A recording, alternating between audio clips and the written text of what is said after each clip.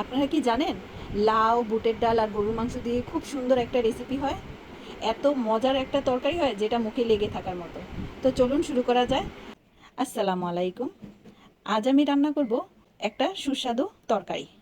তো প্রথমে আমি একটি প্যানে পরিমাণ মতো তেল দিয়ে এখানে প্রথমে দিয়ে দিলাম তেজপাতা, এলাচ, কয়েকটি লং, কয়েকটি গোলমরিচ আর কয়েকটি দারচিনির টুকরা।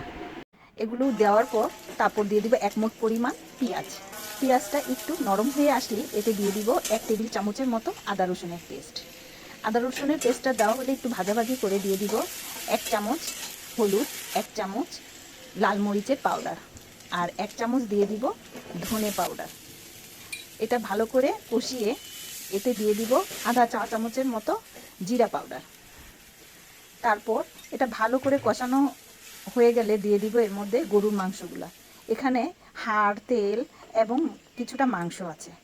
তো এখন তো কুরবানির সিজনও আছে, তাই মাংস তো সবার ঘরেই মোটামুটি থাকবে।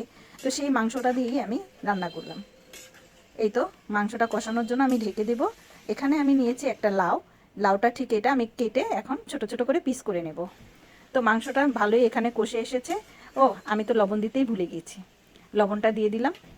তারপর 2 গ্লাস গরম পানি দিয়ে ঢেকে রাখবো। ভালো করে কষানো হয়ে গেলে এর মধ্যে আমি রাতে ভিজিয়ে রাখা বুটের ডালগুলা দিয়ে দিব। এখানে 2 মুঠ বুটের ডাল আছে।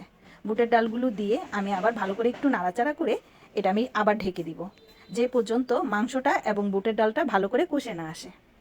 এই তো কষানো হয়ে গেলে এখন আমি দিয়ে দিব সেই লাউটা। লাউটা ভালো করে ধুয়ে আমি এখানে দিয়ে দিয়েছি। তারপর আমি এটা আবার ঢেকে দিব। এখন এটা সেদ্ধ হওয়ার পালা। মাঝে মধ্যে আমি একটু নাড়াচাড়া দিব, আবার ঢেকে দিব।